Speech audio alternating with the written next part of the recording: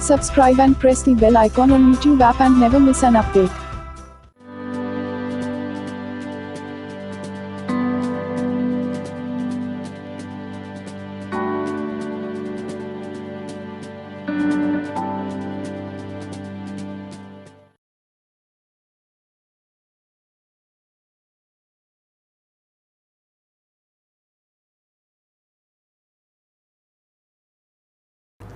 Hello dear friends, welcome to Target Education. तो basically random variable का एक बहुत इंपॉर्टेंट टूल की आज स्टडी करने जा रहे हैं and the tool which I will be studying from today onwards is gonna be mean. Moreover mean को ही एवरेज से रिफर किया गया है and even the average is also referred as expectation. So in future अगर आप bye the वे किसी problem से इनकाउंटर करते हैं, प्रॉब्लम में अगर कोई आपको वर्डिंग मिली लाइक मीन, एवरेज या फिर expectation, so basically they are referring the same concept और द सेम टूल। ध्यान देना, मीन मैंने इससे पहले स्टैटिस्टिक्स में पढ़ा हुआ था। स्टैटिस्टिक्स में जो मैंने डेटा कलेक्ट किया था, चाहे वो अनग्रुप्ड फॉर्म में था या ग्रुप्ड फॉर्म में था, उसका सेंट्रल टेंडेंसी के इवैल्यूएशन के लिए मैंने किसका यूज किया था? मीन का यूज किया था।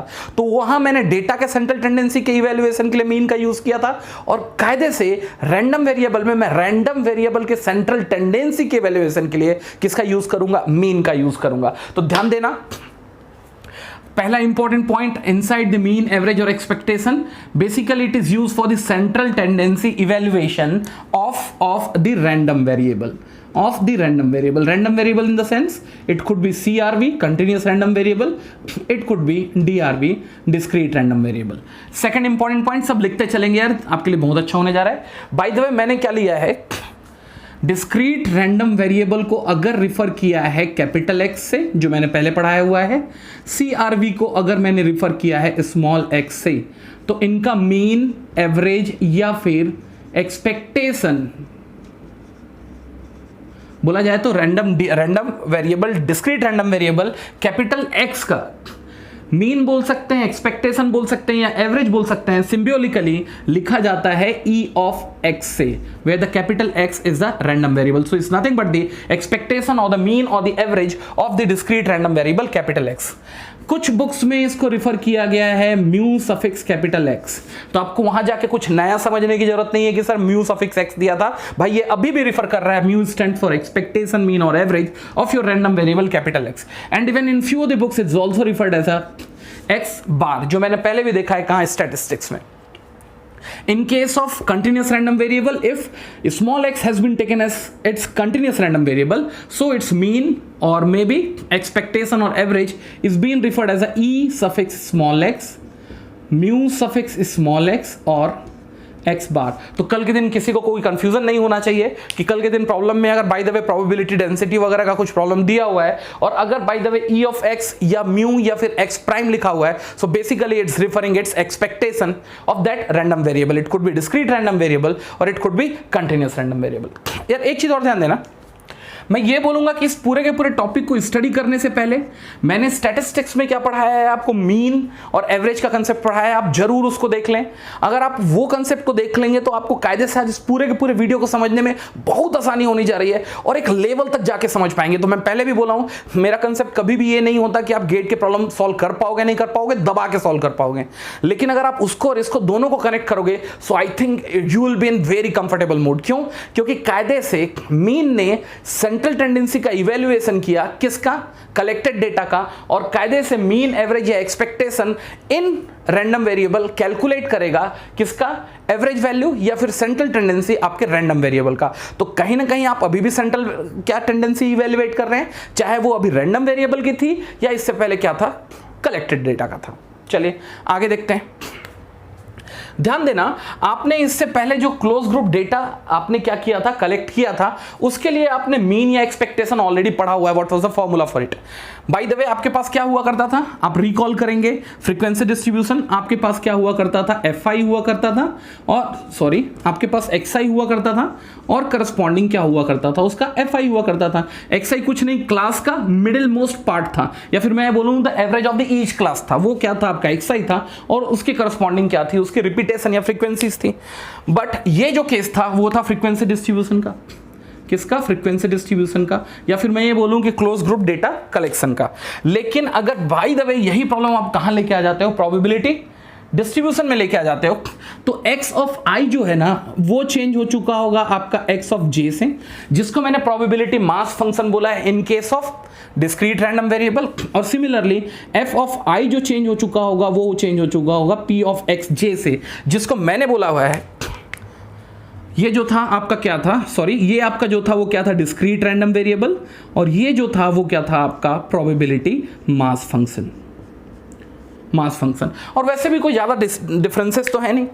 आपके पास xi क्या होता था, क्लास का मीडियोकर पार्ट होता था। आप fi जो बोलते थे वो कुछ नहीं था, उसके रिपीटेशंस थे कि कायदे से वो जो मिडिल मोस्ट पार्ट जो उस पर्टिकुलर क्लास का रिपीट हुआ है वो कितने टाइम्स हुआ है, वो क्या था, अकाउंटेबिलिटी ऑफ fi था। और कायदे से pxj भी क्या है यार, प्रोबेबिलिटी है उस पर्टिकुलर रैंडम वेरिएबल के ऑकरेंस की। तो कहीं ना कहीं अभी भी ये रिफर कर रहा है किसको, आपके फ्रीक्वेंसी को या फिर ऑकरेंस को। सो कहीं ना कहीं आप fi को किससे कनेक्ट कर सकते हैं, p ऑफ xj से, और xi को कनेक्ट कर सकते हैं किससे, x ऑफ j से। Is that part clear? तो अगर आप रिकॉल करें, आपने जो फॉर्मूला यूज किया है किसका, मीन का या एवरेज का, वॉस रिकॉल करेंगे, was x of i f of i divided by of summation of fi, जहां i कहां से कहां तक जाएगा, first class till last class, first class till last class.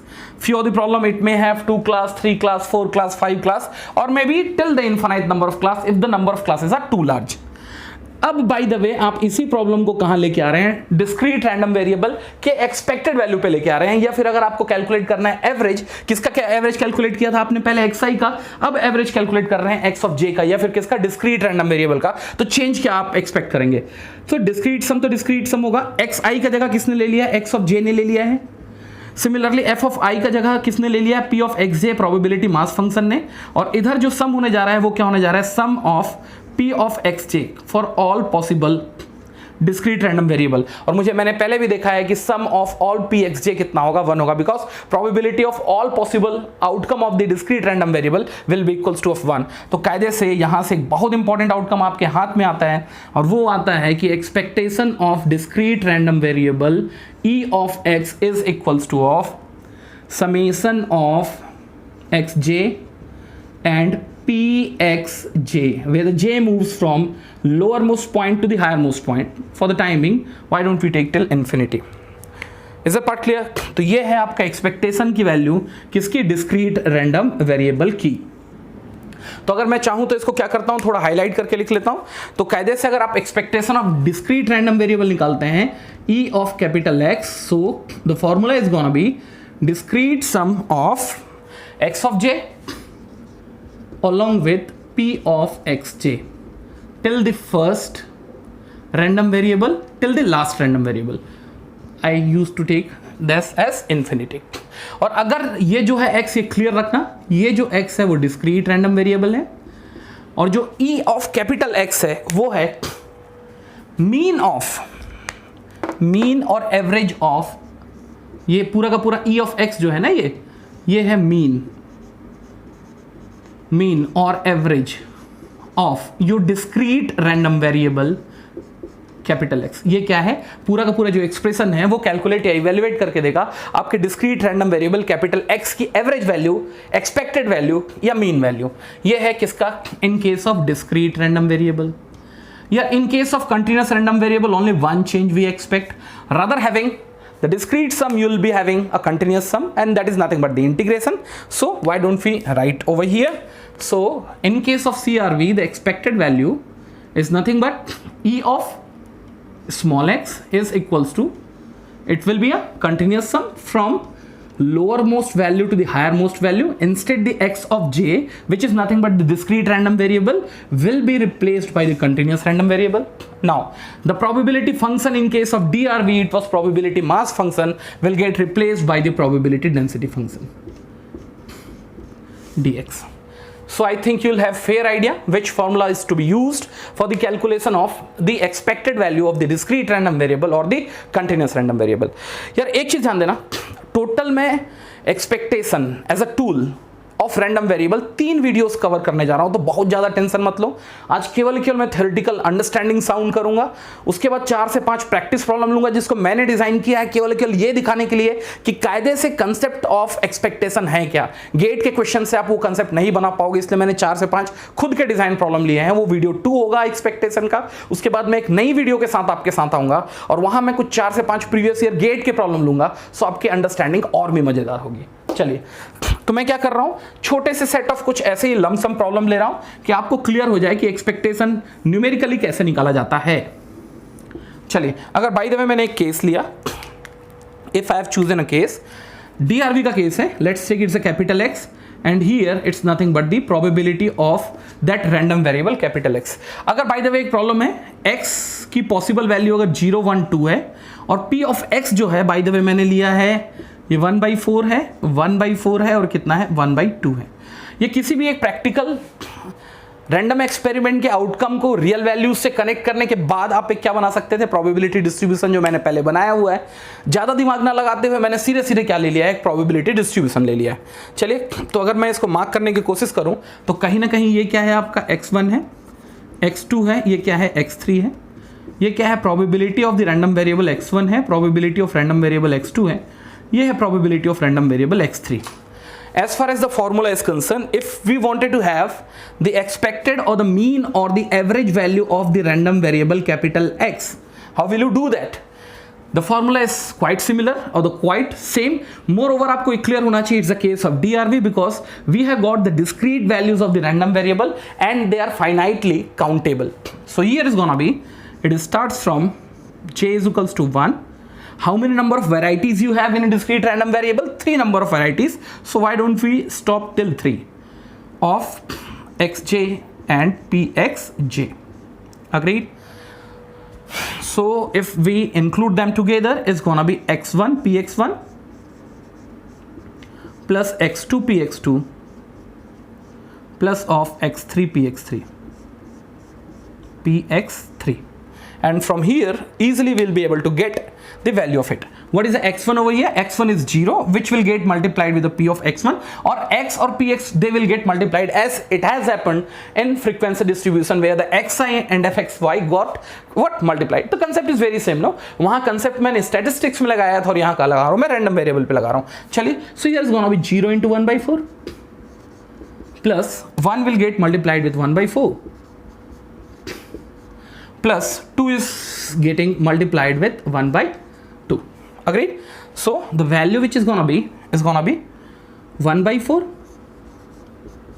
and here the value, the 2.5 got cancels out, is gonna be 5/4. So expected value of your random variable, which can be also written as mu of x, which can also be written as x bar, is equals to a 5/4 for this particular discrete random variable. So lump sum I have chosen first problem from the discrete random variable. It's just for the sake of calculation कि कम से कम आप एक जो आपने क्या निकाला है, formula निकाला है, उसको प्रैक्टिकली कनेक्ट कर पाएं किसी एक प्रॉब्लम के साथ। चलिए, इसी सेंस में अपन मैं क्या कर सकता हूं, एक दूसरा प्रॉब्लम ले सकता हूं। Now I am going to take the problem related to the CRV, continuous random variable, और आपको उसकी एक्सपेक्टेड वैल्यू निकालनी है। चलिए, मैंने एक प्रॉब्लम फिर से लिया है, अब ये प्रॉब्लम ले रहा हूं मैं CRV का। Now let's assume x is your continuous random variable small x and f of x is nothing but the given probability density function which is being defined as, जो डिफाइन किया गया है, f of x is equals to 1 when the x is in between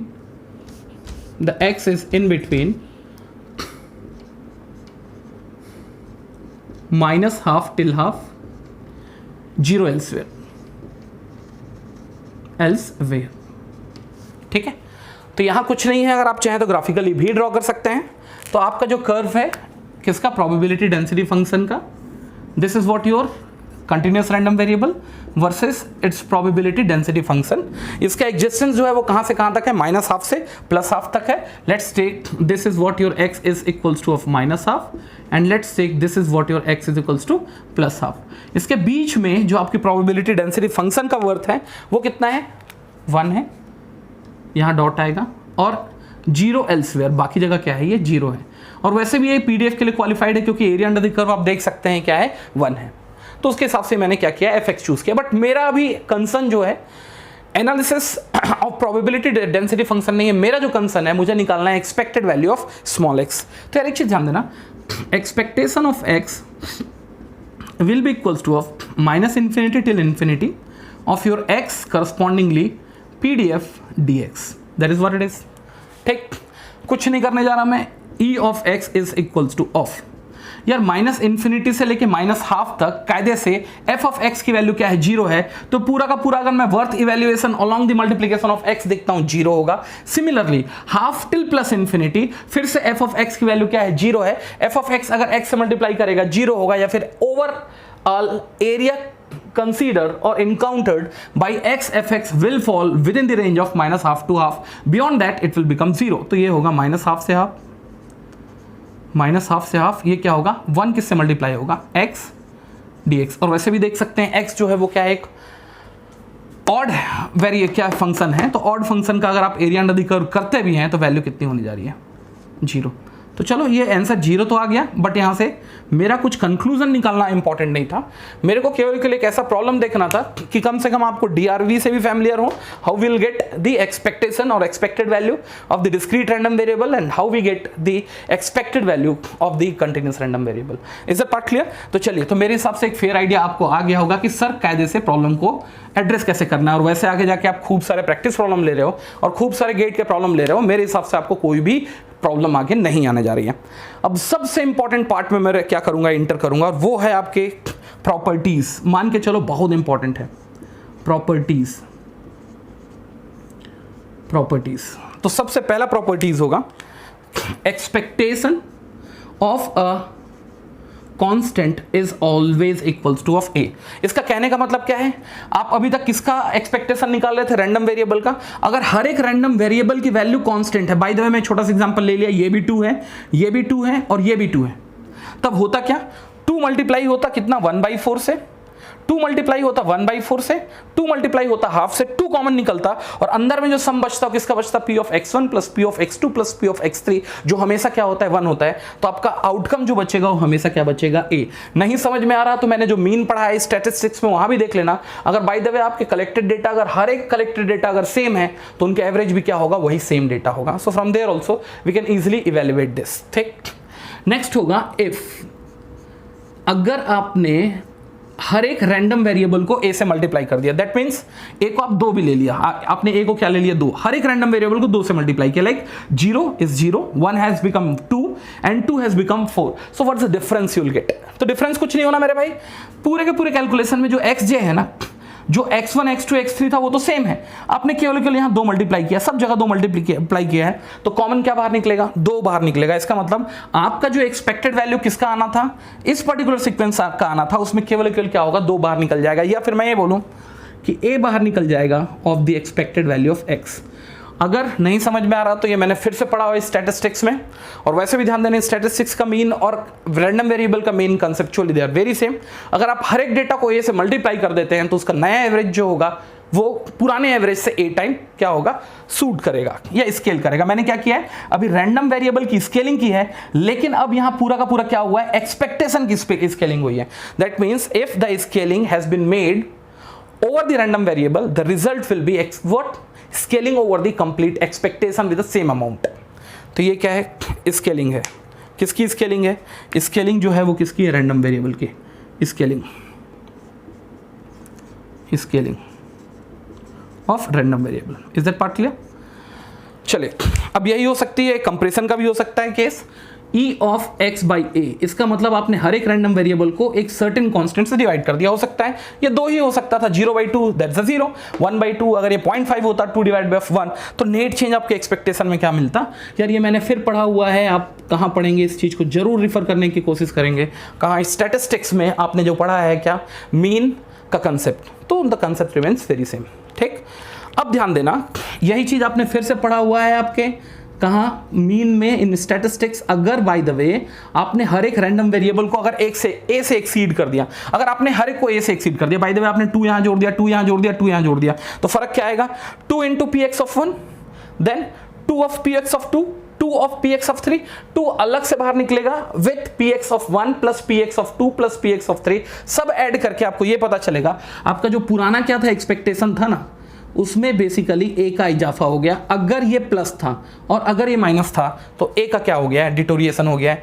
और यही चीज अगर आप फिर पढ़ेंगे, तो मैं फिर से बार बार रिपीट कर रहा हूं, आप स्टैटिस्टिक्स में अगर जाके पढ़ेंगे in mean, so you will thoroughly understand this, because here I am writing it expectation and there it was quite mean. Is that part clear? तो ये सबको बिल्कुल क्लियर होना चाहिए। नेक्स्ट, बाय द वे एक केस और लेता हूं मैं, E of A X plus B. इसमें क्या है, शिफ्टिंग का भी केस है और स्केलिंग का भी केस है। तो ये लीनियर प्रॉपर्टी को फॉलो करता है। It will be very genuine as this. क्यों? ए ऑफ एक्स का एक्सपेक्टेशन जो होगा, ए कॉमन निकलेगा, एक्सपेक्टेशन ऑफ एक्स होगा, और बी का जो एक्सपेक्टेशन है या फिर किसी भी एक कांस्टेंट का expectation, we have already seen is found to be that constant itself. Agreed? इसी सीक्वेंस में अपन आगे जाएंगे। बाय द वे मैं एक सीक्वेंस बना के चलता हूं। अब थोड़ी देर के लिए आप याद करेंगे यहां पर, बट याद करने का बेनिफिट ये होगा कि इसके बेस्ड में एक न्यूमेरिकल लेने जा रहा हूं, आप ज्यादा अच्छे से एंजॉय कर पाओगे इस केस को। देखो, बाय द वे अगर आपके पास दो रैंडम वेरिएबल हैं, आप देखो, अब कहानी होती है, बच्चा यहां बहुत कंफ्यूज करता है। दो रैंडम वेरिएबल हैं एक्स एंड वाई, वो डिपेंडेंट रैंडम वेरिएबल भी हो सकते हैं या इंडिपेंडेंट रैंडम वेरिएबल भी हो सकते हैं। मैं एक एग्जांपल लेके दिखाऊंगा कि डिपेंडेंट और इंडिपेंडेंट रैंडम वेरिएबल होते क्या हैं। They are always linear in nature irrespective of the nature of their random variable। ये ट्रू कब के लिए है? x and y either dependent random variable or independent random variable। in both of the cases it's true, you don't have to worry about it। तो आप आंख मूंद के, अगर आपके पास दो रैंडम वेरिएबल दिया है, आंख मूंद के क्या करो, आप सीरियस का यूज करो, इररिस्पेक्टिव ऑफ द अंडरस्टैंडिंग की कायदे से आपका एक्स और वाई इंडिपेंडेंट है डिपेंडेंट। मतलब मैं इसका आगे थोड़ी देर में बताऊंगा। ठीक, आगे इसी केस में अपन आगे भी जा सकते हैं। बाय द वे आपके पास रैंडम वेरिएबल है like A X plus B Y plus C Z. यहाँ ए बी और सी जो है वो स्केलिंग फैक्टर है, या फिर क्या मैं बोलूँ एक कांस्टेंट है।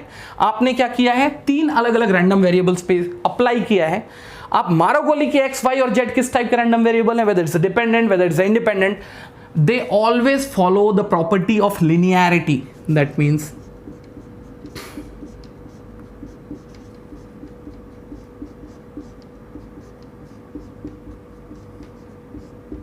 तो मेरे हिसाब से एक बहुत इंपॉर्टेंट फैक्ट समझ में आता है,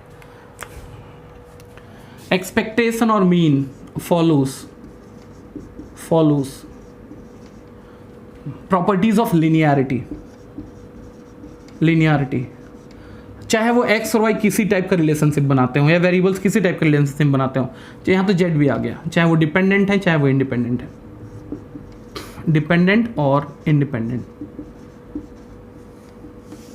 ठीक, नेक्स्ट, ये मैं आपको प्रूव करके दिखाऊंगा, ज्यादा टेंशन मत लेना, बट इसको याद करते चलो। नेक्स्ट, अगर बाय द वे आपने क्या किया, दो रैंडम वेरिएबल्स को मल्टीप्लाई करने के बाद उसका एक्सपेक्टेशन सर्च करने की कोशिश की, so here it will be E of X into E of Y only, E of X into E of Y only when x and y are the independent random variable। इसको थोड़ा सा ध्यान रखेंगे। तो इसका मतलब x और y अगर क्या है, इंडिपेंडेंट रैंडम वेरिएबल हैं, तब उनके मल्टीप्लिकेशन का एक्सपेक्टेशन सब पढ़ाऊंगा मैं, क्या है ऐसा नहीं कि सब मैं रटा रहा हूं, मैं एक प्रैक्टिकल प्रॉब्लम लेके दिखाऊंगा आपको। तो उनके मल्टीप्लिकेशन का जो एक्सपेक्टेशन होने जा रहा है वो बेसिकली इंडिविजुअल एक्सपेक्टेशंस के मल्टीप्लिकेशन के बराबर होगा, provided what, x and y has to be independent random variable। तो ये भी आप क्या करना, थोड़ा सा ध्यान रखना, इस चीजों को थोड़ा सा मेरे को ध्यान रखने की जरूरत है। ठीक है, चलिए। तो अब इसी पे बेस्ड मैं एक न्यूमेरिकल से आपको प्रूव करने की कोशिश करूंगा। कौन सी स्टेटमेंट को, ऊपर और नीचे की स्टेटमेंट को। ये जो आपने ऊपर में स्टेटमेंट पढ़ाया है, नीचे की स्टेटमेंट को। देखो कहानी ऐसी है, बाय द वे आपने क्या किया है, दो कॉइन को टॉस किया है। तो एक कॉइन में क्या आ सकता था, आपका हेड आ सकता था जिसको मैंने H1 मार्क किया है, टेल आ सकता था जिसको मैंने T1 मार्क किया है। दूसरे में भी क्या आ सकता था, हेड आ सकता था या टेल आ सकता था दूसरे टॉस में। बाय द वे पहले टॉस के हेड को मैंने किससे कनेक्ट किया है, 1 से, और दूसरे टॉस के टेल को मैंने कनेक्ट किया है 2 से, ठीक। दूसरे टॉस के हेड को कनेक्ट किया बाय द वे मैंने 2 से, और टेल को कनेक्ट किया बाय द वे 3 से। तो वैसे भी मेरे को पता है रैंडम वेरिएबल और the random process is a process when the outcome from a random experiment is getting connected with a real number. मैंने रियल नंबर से क्या किया है, कनेक्ट किया है। बाय द वे इस आउटकम को मैंने मार्क किया है रैंडम वेरिएबल x और इस आउटकम को मैंने मार्क किया है रैंडम वेरिएबल y, और डेफिनेटली इसकी प्रोबेबिलिटीज को मैं करस्पॉन्डिंग यहां लिख सकता हूं। ये होगा हाफ और ये भी होगा हाफ। क्यों? H1 के आने की प्रोबेबिलिटी और T1 के आने की प्रोबेबिलिटी पहले कॉइन में क्या होगा, हाफ एंड हाफ होगा। सिमिलरली अगर आप यहां प्रोबेबिलिटी क्या करें, मार्क करें P ऑफ Y, तो P ऑफ X और P ऑफ Y की वैल्यू सेम होगी। लेकिन यहां देख के आपको एक चीज तो क्लियरली समझ में आ रहा होगा। देखिए अगर बाय द वे मैं इसको कहां डालता हूं, टेबल में डालता हूं, तो एक चीज तो क्लियरली समझ में आ रहा होगा आपको।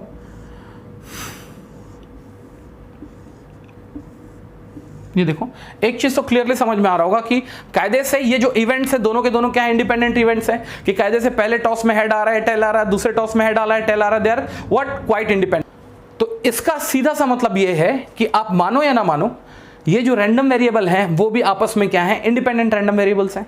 तो अगर ये इंडिपेंडेंट रैंडम वेरिएबल्स हैं तो इनकी कुछ कहानियां देख लेते हैं अपन, ठीक। अगर इंडिपेंडेंट रैंडम वेरिएबल है तो सबसे पहले एक्सपेक्टेशन ऑफ एक्स निकालो। अब एक्सपेक्टेशन ऑफ एक्स क्या होगा, x इंटू पी एक्स, बोले तो x1 into P x 1 plus x2 into P x 2। ये कितना होगा, 1 इंटू 1/2, 1 इंटू 1/2 प्लस 2 इंटू 1/2। ये कितना होने जा रहा है, 2 ऑफ 3, ये होगा 1.5, ये होगा 1.5, ठीक है। अगर आप e ऑफ y निकालते हैं, क्या निकालते हैं आप, e ऑफ y निकालते हैं, तो e ऑफ y क्या होगा, आपको एक्सपेक्टेशन निकालना है y का, तो क्या होगा 2 into half plus 3 into half, बोले तो कितना होगा ये 5 डिवाइडेड बाई ऑफ 2, कितना होगा 2.5। ये तो अग्री करते हैं आप। ये है आपका ex सेपरेटली और ये है आपका ey सेपरेटली। अब मैंने एक नया रैंडम वेरिएबल बनाया है। बाय द वे वो रैंडम वेरिएबल है z which is equals to of x plus y। मैंने x और y को जोड़ के एक नया रैंडम वेरिएबल बनाया। ध्यान देना थोड़ा सा, x और y की पॉसिबल वैल्यूज क्या क्या हैं, 1, 2, 2 और 3। तो कायदे से आपने एक नया random variable z is equals to x plus y बनाया है, तो z which is equals to of x plus y की पॉसिबल वैल्यूज क्या क्या हो सकती हैं। Possible values z is equals to of x plus y, x plus y की पॉसिबल वैल्यूज क्या क्या हो सकती हैं, ये देखना है मुझे।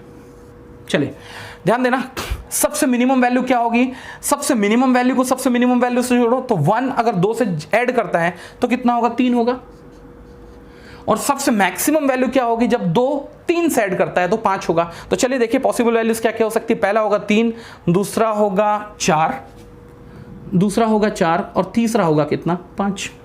तो z is equals to x plus y इस प्रॉब्लम के लिए केवल 3 वेरिएबल्स हो सकते हैं, 3, 4 और क्या 5।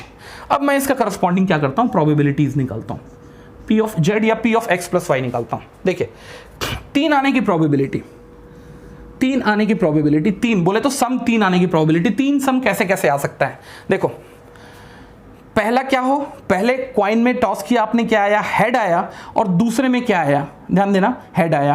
पहले अगर हेड आया तो रैंडम वेरिएबल क्या होगा, x की वैल्यू 1 होगी और दूसरी क्या होगी 2 होगी। तो कायदे से ये x प्लस y की वैल्यू क्या होगी 1 प्लस 2। तो पहले में आने की प्रोबेबिलिटी किसकी, हेड की हाफ, एंड दूसरे में भी क्या, हेड की आने की प्रोबेबिलिटी हाफ। ये होगा आपका 1/4, यही होने जा रहा है।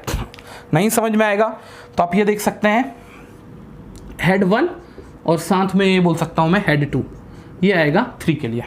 4 कैसे आ सकता है, थोड़ा सा ध्यान देना। 4 दो तरीके से आ सकता है, T1H2, T1H2।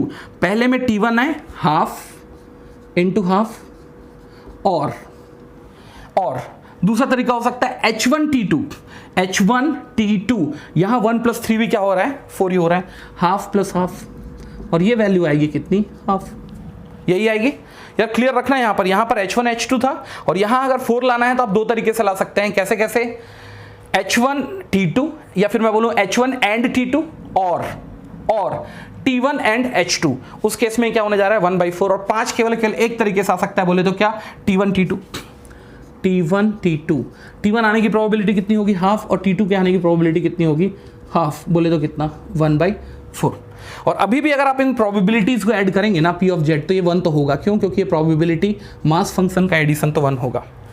लेकिन अगर आप थोड़ा समझदारी के साथ कैलकुलेट करना। अगर आप ई ऑफ जेड कैलकुलेट करते हैं तो ई ऑफ जेड कैलकुलेट होगा कैसे? कुछ नहीं होगा, 3 मल्टीप्लाई होगा 1/4 से, 4 मल्टीप्लाई होगा 1/2 से। चलो करते हैं, 3 डिवाइडेड बाई 4 प्लस 4 मल्टीप्लाई होगा 4 डिवाइडेड बाई 2 से, प्लस 5 मल्टीप्लाई होगा 5 डिवाइडेड बाई 4 से। चलिए कैलकुलेट करो, ये होगा 3 divide by 4 plus 2 plus 5 divided by 4। ये वैल्यू आ रही है 4 के बराबर, 4 के बराबर। तो आप ये मानो ना मानो, आप ये मानो ना मानो, देखो P ऑफ Z आपने निकाला कितना? 4। अगर आप P of X, sorry E of Z निकाला आपने 4, अगर आप E of X plus E of Y भी करते ना, देखो E ऑफ X कितना निकाला आपने? 1.5। इसको 2.5 से अगर ऐड भी करते ना तो वैल्यू तो 4 ही आती, 4 ही आती। वो तो छोड़ दो, ये मैंने क्या लिया है, एक इंडिपेंडेंट केस लिया है। अगर ये मैं एक इसके जस्ट बाद एक डिपेंडेंट केस ले रहा हूँ, वहाँ भी आप मशक्कत कर लो। आप ये जान लेना कि कायदे से अगर आपने 2 अलग अलग रैंडम वेरिएबल के एक्सपेक्टेशंस अलग से निकाले हैं और दोनों रैंडम वेरिएबल को ऐड करके अगर आपने एक नया रैंडम वेरिएबल निकाला और उसका एक्सपेक्टेशन निकाला, irrespective whether they are independent random variable, जो मैंने अभी केस लिया, और इसके बाद मैं एक डिपेंडेंट रैंडम वेरिएबल का केस ले रहा हूँ, in both are the case you will be getting the same value. तो आपको एक फेयर आइडिया होना चाहिए कि इस टाइप के प्रॉब्लम को कैसे डील करना है। अब बाय द वे मैं मल्टीप्लिकेशन का केस लेता हूँ। बाय द वे मैं एक नया रैंडम वेरिएबल लेता हूँ which is equals to of x into y, x into y. ठीक, तो ध्यान देना, इसका मतलब आपने एक नया रैंडम वेरिएबल लिया है जो क्या है, x और y का मल्टीप्लिकेशन है। देखते हैं, वो भी कहानी देख लेते हैं। z is equals to x into y. ध्यान देंगे x इंटू वाई के कितने पॉसिबल वैल्यूज हो सकते हैं। सबसे पहले मिनिमम को मिनिमम से मल्टीप्लाई करो, तो 1 इंटू 2 कितना होगा? 2। उसके बाद क्या हो सकता है, मैक्सिमम जाएगा 6 तक। और पॉसिबल वैल्यूज क्या है? 1 into 2 it's 2, there after 1 into 3 it's 3, there after 2 into 2 it's 4 and 2 into 3 that's 6। तो पॉसिबल वैल्यूज जो हैं एक नए रैंडम वेरिएबल के, जो कायदे से मल्टीप्लिकेशन है 2 independent random variables x and y का, वो पॉसिबल वैल्यूज है 2, 3, 4 एंड 6। चलिए 2 कैसे कैसे आ सकते हैं? 2 जो है केवल एक तरीके से आ सकता है, H1 एंड H2। तो इसके पॉसिबल वेज केवल 2 हैं, पहला H1 हो, दूसरा क्या हो, H2 हो। इसका मतलब पहले में हेड आने की प्रोबेबिलिटी, पहले में हेड आने की प्रोबेबिलिटी और दूसरे में भी हेड आने की प्रोबेबिलिटी जो होगी 1/2 and 1/2 because they are independent variable. क्या होगा? 1/4।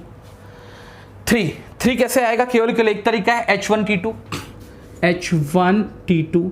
पहले में भी हाफ हेड के लिए, दूसरे में भी हाफ, कितना होगा? 1/4 होगा।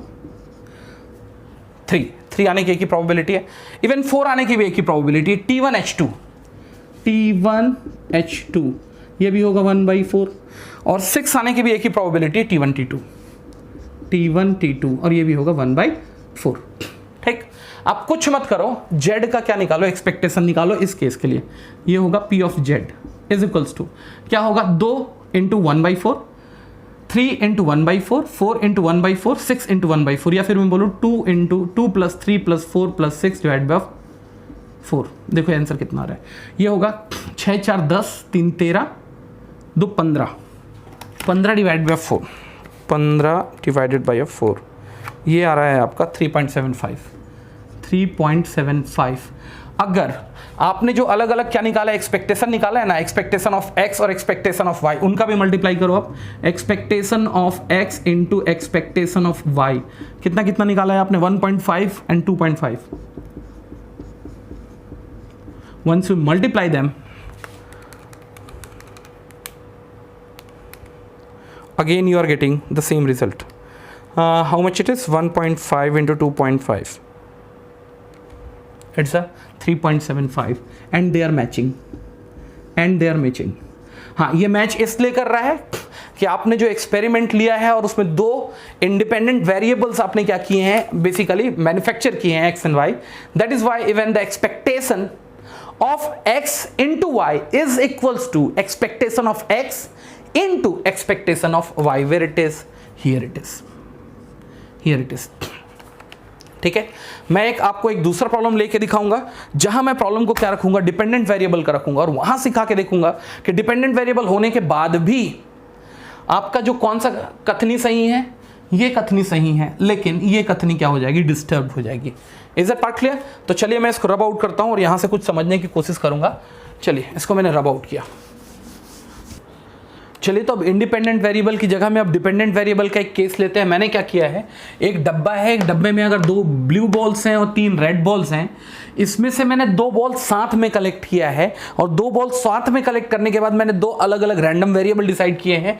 जहां x है उस 2 बॉल में से नंबर ऑफ ब्लू बॉल्स के नंबर्स, और जो y है वो कुछ नहीं है, नंबर ऑफ रेड बॉल्स। तो इसका मतलब आपने एक रैंडम एक्सपेरिमेंट कंडक्ट किया है, 2 बॉल पिक किया है आउट ऑफ कितने 5 नंबर ऑफ बॉल्स में, और नंबर ऑफ ब्लू बॉल्स को आपने कनेक्ट किया रैंडम वेरिएबल x से, नंबर ऑफ रेड बॉल्स को कनेक्ट किया आपने रैंडम वेरिएबल y से। चलिए तो देखते हैं मैंने क्या किया है। सबसे पहले x और px का एक क्या बनाया है, डिस्ट्रीब्यूशन, जिसको मैं बोलता हूं प्रोबेबिलिटी डिस्ट्रीब्यूशन। तो x क्या हो सकता था, x जो है नंबर ऑफ ब्लू बॉल्स है, 0 हो सकते थे, 1 हो सकते हैं, मैक्सिमम 2 हो सकते थे। क्यों? क्योंकि आपने एक साथ 2 बॉल निकाले हैं।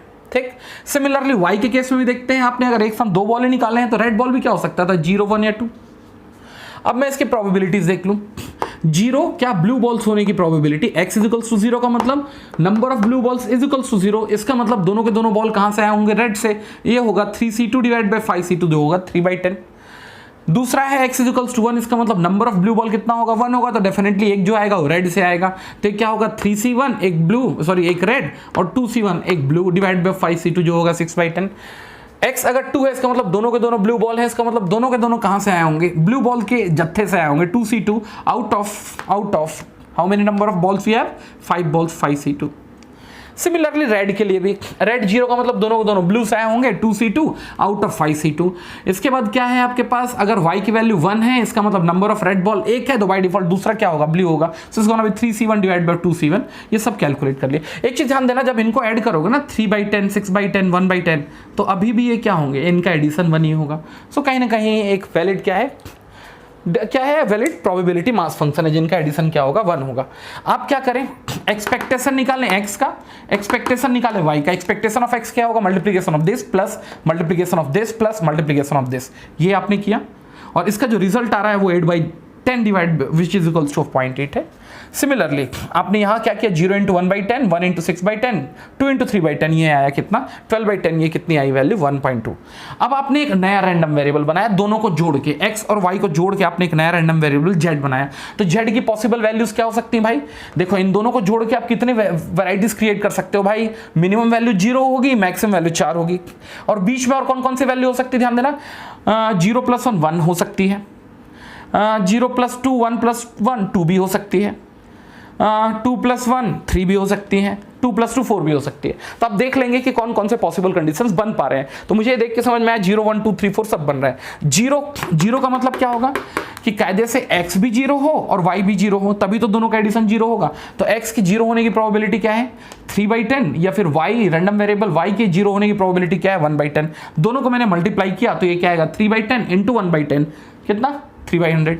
सिमिलरली 1 कैसे आएगा, क्या हो, आप यहाँ 0 हो, यहाँ 1 हो, या फिर यहाँ 1 हो, यहाँ 0 हो। यहाँ 0 और यहाँ 1 का मतलब आपका रैंडम वेरिएबल x 0 हो एंड रैंडम वेरिएबल y क्या हो, 1 हो। ऐसे ही कुछ है, रैंडम वेरिएबल x क्या हो, 0 हो।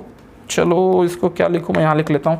यहाँ क्या है, रैंडम वेरिएबल जो x है, मैं किसकी प्रोबेबिलिटी देख रहा हूँ, प्रोबेबिलिटी जहाँ रैंडम वेरिएबल जो x है वो 1 है और रैंडम वेरिएबल y क्या है, 0 है। ठीक, 1 है और 0 है, और प्रोबेबिलिटी आपका रैंडम वेरिएबल x क्या है, 0 है, और रैंडम वेरिएबल y क्या है, 1 है। निकाल लिए, कोई इशू नहीं है।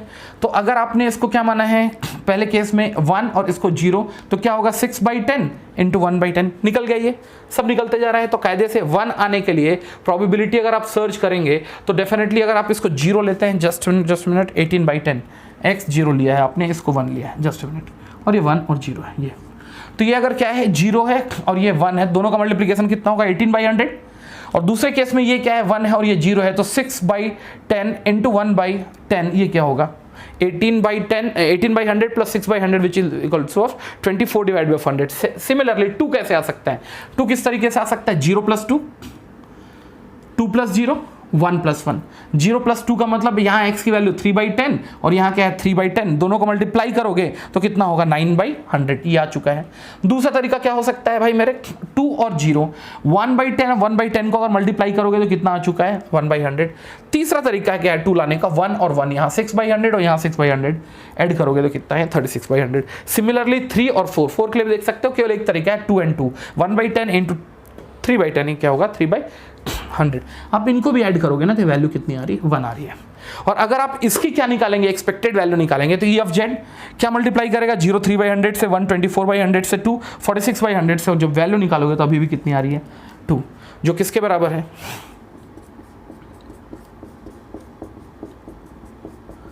क्योंकि आप देख सकते थे x और y जो है वो क्या है dependent random variable, but still there expectation they are found to be very same.